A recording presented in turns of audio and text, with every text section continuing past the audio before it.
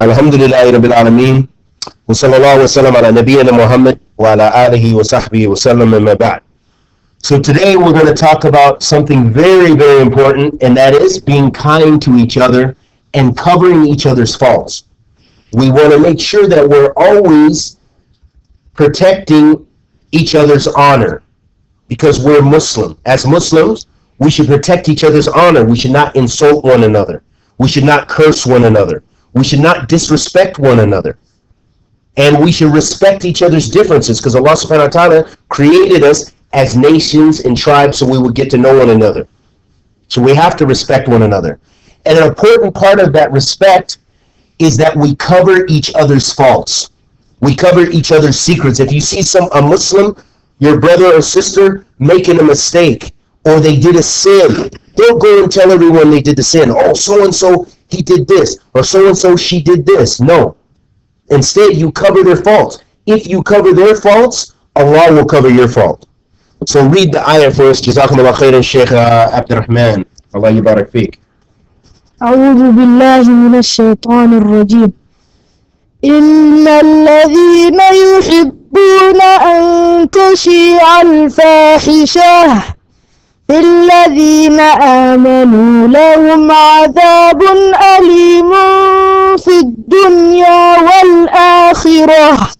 Barakallah feek. Jazakumullah khairan. You lost my page, but that's okay. Jazakumullah khairan. Allah subhanahu wa ta'ala in that ayat makes it clear for us. Allah subhanahu wa ta'ala says, verily those, give me that please, verily those people who love to spread the sins that the believers do, for them is a painful punishment, a painful torment. Meaning that if you enjoy or if you spread the sins of each other, you'll get a painful punishment from Allah subhanahu wa ta'ala. The punishment is not like the punishment you're getting in the dunya. Allah is telling you that those who love this behavior, they love to spread the secrets of the people, they love to backbite, and they love to see the fahisha, they love to see the sinfulness and the fasad and the wickedness be spread around the society, be spread around the community, be spread around the masjid, that they will receive a painful torment from Allah subhanahu wa ta'ala. That is a strong warning for us, that we have to respect each other. We have to.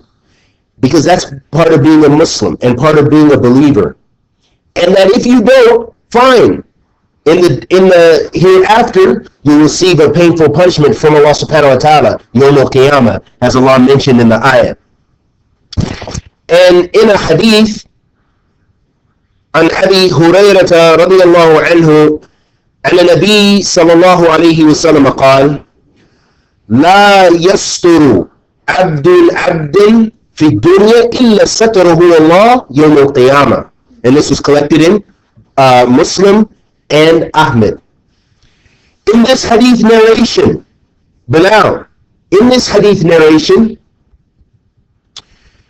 we learn the Prophet sallallahu alaihi wasallam. This is narrated by Abu Hurairah radiyallahu anhu. The Prophet sallallahu alaihi wasallam said that if a slave covers the fault of another slave, meaning me and you, if we cover someone else's fault in the dunya, then Allah will cover your faults on the day of judgment.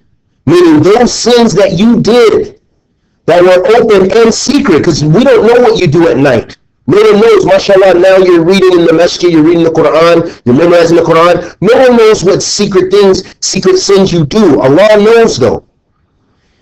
And if you cover your brother or your sister's faults, the fact that they do a sin and you know about their sin, and you don't spread it, but you cover it, and you advise them instead. You still have to advise them, tell them not to do that. But you don't have to spread that to everyone else. If there's no benefit in telling their secret and telling their sin, then do not do it. Okay? So if you cover their sin and their fault, on the day of judgment, Allah subhanahu wa ta'ala will cover your fault. Some of the benefits we get from this hadith that the scholars, they say, The first thing is number one, read for me, Musa, huh? The reward for covering each other's faults is your faults will be covered. Good. So the reward for covering each other's faults is that your faults will be covered on the day of judgment. That's one of the rewards. That's one of the benefits, Abdul Salam. The second one, Bilal, read that for me.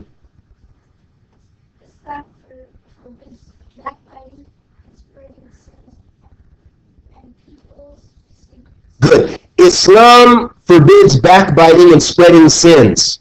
Okay? Spreading the people's sins. It forbids doing sins, but it forbids spreading the people's sins in the society. The Prophet ﷺ was walking by a grave, and there was some people who had died who were in the grave. They were being punished in the grave. The Prophet ﷺ knew this from revelation. Okay? The people with him didn't know. And so he was walking by the graves, and he said, إِنَّهُمْ لِيُعَذِّبَانِ وَمَا يُعَذِّبَانِ فِي كَبِيرٍ. He said, these people in these graves, these two people, are being punished. And they're not being punished for something that's considered big by the people. The people consider it easy. The people fall into that sin easily. أَمَّا أَحَدُهُمَا فَكَانَ لَا يَسْتَتِرُ مِنَ الْبَوْلِ وَأَمَّا الْآخِرُ فَكَانَ يَمْشِي بِالنَّمِيمَةِ. So he said the first one is that when they were using the restroom, they didn't clean themselves properly when they were making istinja. So it was on their clothes.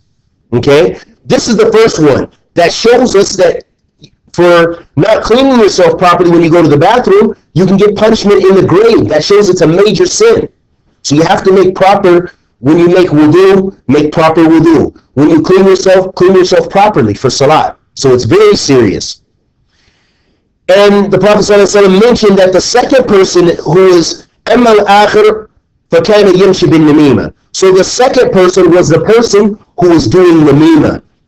They were spreading the sins of the people. They were backbiting them. Oh, I saw Ismail doing this. Oh, I saw Bilal doing this. Oh, Mahmoud does this. Oh, Muhammad does this. Oh, Aisha does this.